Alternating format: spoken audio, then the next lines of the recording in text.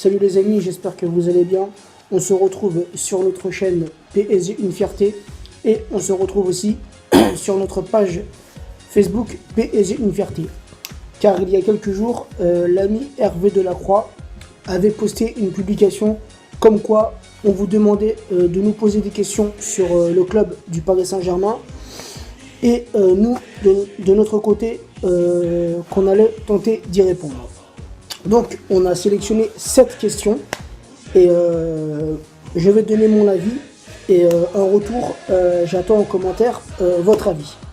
Donc la première question qu'on nous a posée sur la page Facebook: les histoires extrasportives de Serge Aurier sont-elles nuisibles pour son avenir au sein du groupe? Alors, déjà la dernière affaire là qu'il a eue début de semaine, elle n'aura aucun impact au niveau du club. Voilà, car le club avait posté une publication comme quoi il ne sanctionnerait pas Serge Aurier pour la dernière affaire qu'il a eue avec les policiers. Après, au niveau du groupe, ça veut dire au niveau de ses partenaires, je pense déjà qu'il doit avoir certains litiges avec quelques joueurs qu'il avait notamment insultés sur Periscope. Donc, si c'est nuisible au sein du groupe, c'est pas par rapport à la dernière affaire, mais je pense que c'est par rapport à l'affaire du Periscope. Voilà. Ensuite, deuxième question. Est-ce que ça ne serait pas mieux d'intégrer les jeunes du centre de formation à l'équipe pro que de vouloir dépenser énormément de millions? Alors certes, on a une très belle équipe de jeunes joueurs. Ils sont arrivés en finale de la Youth League. Donc pourquoi pas intégrer certains jeunes, comme on l'a fait notamment avec Nkunku et avec d'autres jeunes joueurs qu'on a vu les derniers matchs de championnat. Pourquoi pas? Mais je pense quand même que pour que l'on puisse passer un cap en Ligue des Champions, c'est-à-dire aller en demi, voire aller en finale, car c'est notre objectif, je pense quand même que pour la saison qui arrive, il faudrait faire venir 2-3 pointures. Voilà, moi c'est ce que je pense.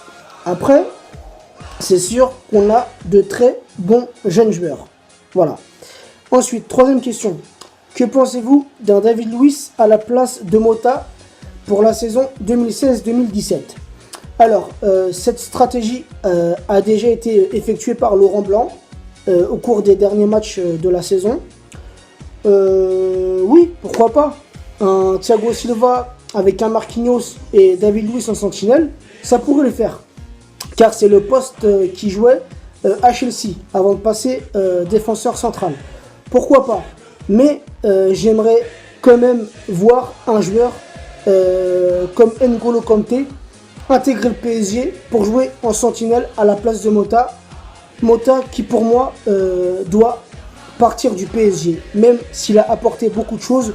On a vu pendant ces derniers matchs qu'il avait quand même pas mal de difficultés. Voilà, donc pour moi, il est temps que Mota laisse sa place et un joueur comme N'Golo Kanté serait parfait pour le remplacer. Après, bien sûr, si on ne peut pas s'acquérir N'Golo Kanté, pourquoi pas mettre David Luiz à cette place? Je pense aussi que ça ferait l'affaire. Ensuite, quatrième question. Quel match du PSG vous a le plus marqué cette saison? Bah écoutez, je dirais, pour moi personnel, mon avis, le match qui m'a le plus marqué et où c'est que j'étais le plus content, c'est la victoire en finale de la Coupe de France contre Marseille. Voilà, car je l'attendais de pied ferme et on l'a remporté 4-2 et c'est le match pour moi qui m'a plus plu cette année. Ensuite, cinquième question. Par rapport à la saison de Lucas, pourrait-il avoir sa place titulaire, donc pour la saison qui vient? J'ai envie de dire pourquoi pas, car Lucas il est pas mauvais, il a fait une très bonne saison. Mais si Nasser, comme il l'a annoncé, qu'il allait y avoir un grand joueur au Paris Saint-Germain, donc si c'est un grand joueur qui joue attaquant, je pense pas que Lucas aura sa place.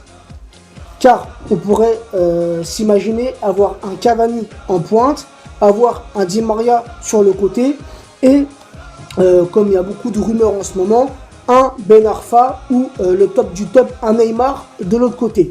Donc dans ces deux cas-là, je ne pense pas que Lucas aura sa place en tant que titulaire. Même si pour moi, il mériterait. Voilà, il mériterait d'être titulaire car il n'a pas fait une sale saison. Et là, on va pouvoir le voir à l'œuvre avec la Seleção pour la Copa América. Voilà. 6e question. Quelle sera l'équipe de Paris l'année prochaine? Bah ça, j'ai envie de dire qu'on n'en sait pas encore grand-chose. Car on attend bien sûr les transferts, le mercato. Et nous allons voir qui nous allons recruter. Donc là, après, on pourra avoir une idée de l'équipe. Mais au jour d'aujourd'hui, moi personnellement, j'ai pas d'idée sur l'équipe. Voilà. 7e question et dernière question. À votre avis, qui va prendre la place de Zlatan Ibrahimovic? Ça, c'est une bonne question. Car Zlatan est un joueur de classe mondiale. Hein. J'avais déjà dit pour moi que Zlatan était dans le top 10 des meilleurs joueurs du monde. Donc, pour remplacer un joueur comme Zlatan, il faudrait un joueur comme Cristiano Ronaldo, un joueur comme Neymar, un joueur comme Messi, un joueur comme Lewandowski, un joueur comme Suarez. Des joueurs qui sont de classe mondiale. Mais je pense que ça va être difficile car la plupart de ces joueurs-là ont déjà renouvelé leur contrat avec leur club respectif. Donc voilà, je pense quand même que ça sera difficile. Mais un joueur qui pourrait éventuellement remplacer Zlatan et comment dire ça, et être comme Zlatan, ça veut dire être le leader de l'équipe, ça serait pour quelqu'un comme Neymar. Car Neymar au Barça n'est pas un leader. Ça veut dire que c'est un très bon joueur, il est aimé par le public, il est aimé par les joueurs, mais le leader de cette équipe reste Léo Messi. Voilà, quand on dit Barça, on se référence à Léo Messi. Voilà, quand on dit Real Madrid, on se référence à Ronaldo. Voilà, donc je pense que Neymar, s'il vient au PSG, ça peut être qu'un bien pour lui et ça peut être qu'un bien pour nous. Et lui, je pense, qui sera remplacé Zlatan. Sinon, à part les joueurs que je vous ai cités, je vois pas d'autres joueurs. Voilà. Donc les amis, j'espère que les réponses vous conviennent. Vous pouvez donner votre avis en commentaire. Et venez nombreux nous rejoindre sur notre page Facebook PSG Une Fierté. Sur ce les amis, à très bientôt. Ciao.